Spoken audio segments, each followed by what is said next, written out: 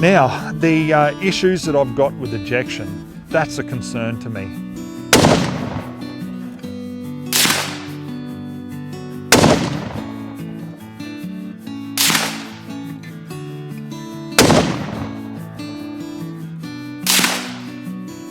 Five shots into about an inch there.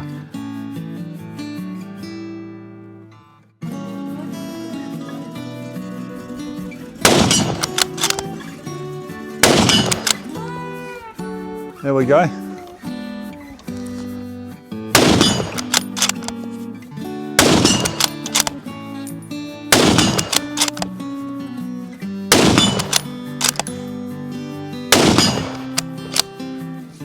Hey guys, and welcome to Ozzie Reviews. Today I'm checking out the Sako Model 90 Finnlight rifle in 308.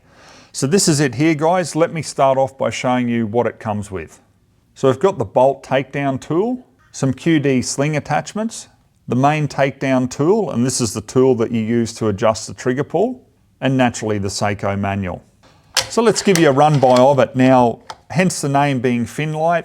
You know, it is relatively light, 3.2 kilos or 7.1 pounds overall. But just have a look at the stock on this. It's like an OD green finish. And then you've got these textured soft touch grips as well. So it actually looks really nice, and it feels nice up to the shoulder, that's for sure. So this one here, guys, I borrowed from Beretta. I was able to get a hold of one of the first in the country. At the time of doing this review, 308 is definitely coming into the country, and not too sure on the other confirmed calibers at this stage. On the Sako website, they talk about it being available currently from 22-250 up to Magnum calibers. So yeah, watch that space, and I'm sure it'll be confirmed in time to come. Now the difference between the Model 85 and the 90, there's a couple of things guys, and I've gone through it on other Model 90 reviews, but I'll include it in this one as well, just in case you haven't you know, heard. So the first thing is the smoother cycling of the bolt from reduced contact with the bolt and the receiver. Once again guys, look, I honestly can't tell the difference in the real world. I've had the Model 85 and the 90, they both have very smooth actions. The other thing is a reduced lock time. So that means the time between the trigger releasing the sear and the firing pin striking the primer. That's down to 1.3 milliseconds. Once again, do I notice a difference in the real world? No, I don't, but that's what they've done. We do have a redesigned ejection port, so I'll bring that up closer to the camera there, and you can see the angle of it has changed from the Model 85. There's also very easy adjustment there of the trigger pull, and you can also adjust the trigger blade backwards and forwards. Now the bolt still has 3 locking lugs, but we now have dual plungers for really positive ejection. So let's talk about the barrel. 50.8 centimeters or 20-inch cold hammer forged steel barrel. It's fluted, free floating, 1 in 10-inch twist for 308, and the thread size at the end here is M15, I believe. Now, being Sako, it does come with a 5-shot MOA guarantee at 100, you know, using obviously quality ammunition. So I've got a good lineup today, which I'll, you know, show you in just a moment. Coming back to the receiver, you can see we've got Picatinny machined into it, so that looks really neat and tidy. On top, I've got loophole PRW2 1-inch rings, medium height, with my Schmidt & Bender Summit 2.5 to 10 by 40 optic. Now the safety on it is just a pull back, and then it locks the action. Naturally you can't fire, but to release it, there's a little release button in front. So you can keep the safety on and then still cycle. So if you wanted to load out in the field whilst keeping that safety on, this is a feature that allows that to happen. So that's a pretty cool feature, I find. Forward to fire, this trigger is absolutely crisp.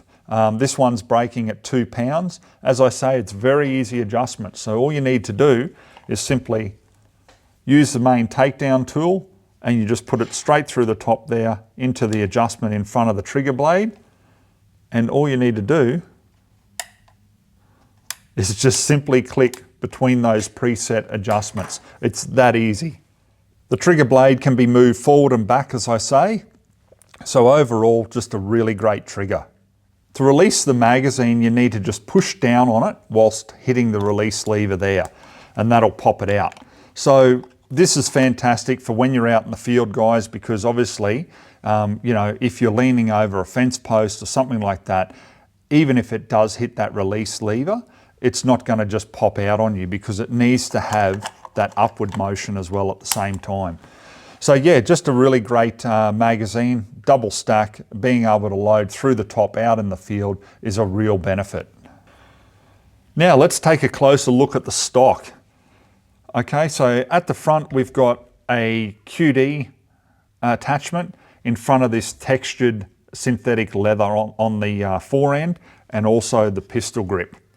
Now it does feel quite soft to touch that, which is nice. Obviously it's not real leather, but you know, it's a really nice touch. We've got a QD attachment at the rear of the stock. We've also got your kick pad there, and we've got a spring-loaded cheek riser. So awesome, isn't that? Because you can actually adjust it for your perfect sight alignment. So overall, guys, a high quality rifle. Sako are well known for their quality, made in Finland, but how does it shoot? Let's get it out on the farm now and sight it in and see what ammo it loves. Okay, so let's run through the ammo we're going to use today. We'll start off with the 135 grain from OSA, then we'll go up to the 150 grainers from Cellular and Bellet. Now I've got some 150 grain game head from Sako. Now this is just in a bulk box. Then we'll go up to the 162 grain blade from Sako, and then finally we'll finish there with the 178 grain ELDX from Hornady. So target up there at 100, guys. We're going to fire 5 shots because there is that MOA guarantee with 5 shots from Sako, and let's just see which one the rifle takes a liking for.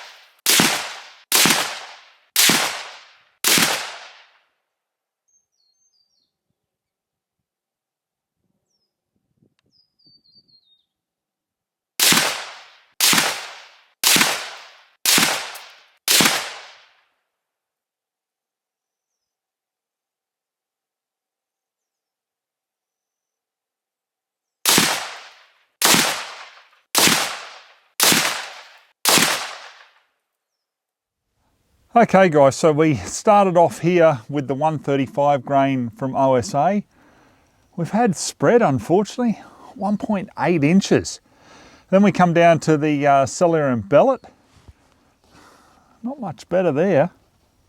We're at 1.4 inches. Then we come up to the 150 grain game head from Sako. I am really disappointed with that. I would have expected way better accuracy. We're at about 2.1 inches. Then when we go up to the 162 grain blade from Sako, we've had a nice group there. Now, a little disclaimer, guys, the last one, that's my fault, it's gone an inch high. I actually adjusted the scope ready for my next set of groups because I knew that was 178 grain, so I thought it's going to be off target, so I need to bring it up a little bit. I thought I'd actually fired the 5 shots, but no, I'd only fired 4, did the adjustment, then went, oh, okay, and didn't even think, fired that next one, and we've gone an inch high. So we've got 5 shots into about an inch there. Then we come down to the 178 grain from Hornady, a very unusual spread there, maybe about 1.5 inches, I'd say. Yep. So guys, at this stage, unfortunately, the only ammo that really has achieved the MOA guarantee, and only just, is the 162 grain blade from Sako. So the loading of the mag, guys, is really great. The fact that you can load through the top, or you can just push down under the lip and slide to the rear, whatever your preference is. But yeah, it just slides in very nicely. Now, I haven't had any feeding issues with the magazine. However, with the rifle, what I've found just shooting from the bench is I'm having problems with the ejection. It's extracting the spent case, but the ejection is where it's got problems. And this is over a wide variety of the ammunition. So look, we'll see how we go, guys. Let's shoot it off the shoulder now. And you know, if it does happen again, at least we'll capture that on film for you. So we're using the blade ammo. Let's see how we go.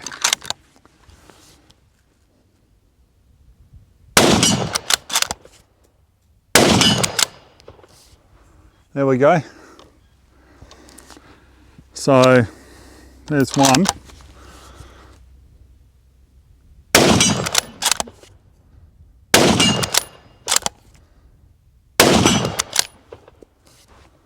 Yep, we're clear there.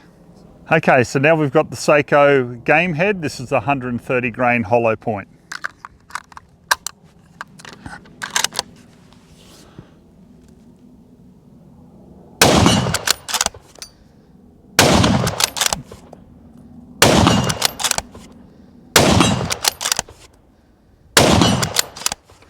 So now we've got the Hornady ELDX, the 178 grain.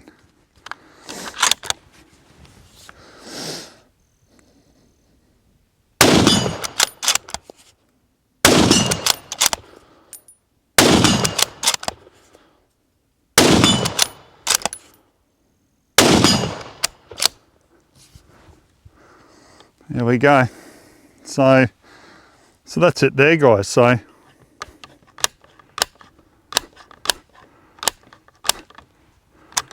I just thought I'd show the bolt face to you up close, guys. As you can see, there's no obstructions or anything like that. I mean, I haven't cleaned it.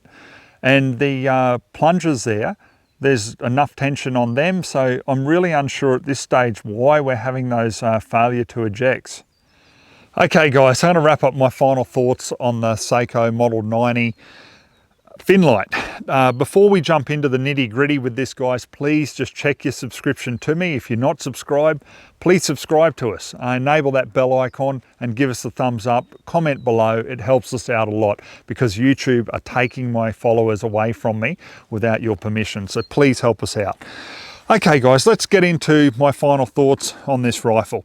Now, I just don't seem to be having a good run with the Model 90. If you saw my previous review on the Model 90 Peak, geez, I had some issues there. You know, the real issues there were feeding with some of the ammunition and originally some accuracy issues. Accuracy on the Finnlight, look, personally, I'm not over the moon with the results there. Because it's a Sako, demand perfection. I would have liked to have seen way better than just one ammo coming in at that MOA guarantee. I would have liked to have seen 1/2 inch 5-shot groups. I really would have. Now, the action on it is absolutely beautiful. The trigger, I love the trigger, the adjustment in it. The stock, I find the cheek riser here when it is risen, gives you that nice little bit of a sting because it is, you know, fairly thin because they want to keep it lightweight. I get that. But yeah, I'd like to see that a little bit more cushioned, to be honest. It's not as bad, obviously, when it's down, you know, flush with the rest of the stock. But yeah, I'd just like to see that improved if it is at all possible.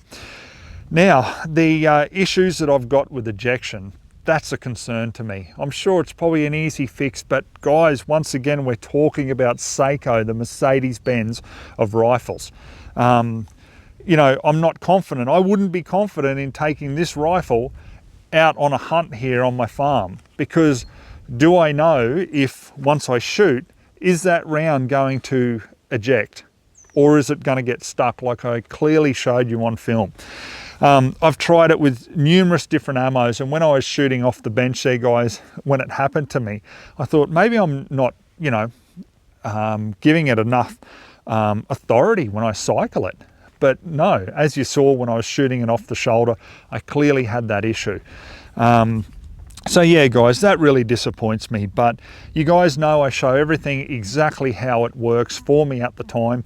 I'm pretty sure, you know, this will get sorted, but it's not about that side of it. It's about how a product performs for me at the time. But if I have any updates, I'll keep you posted. But unfortunately, I've got to say, I'm disappointed in this rifle, guys.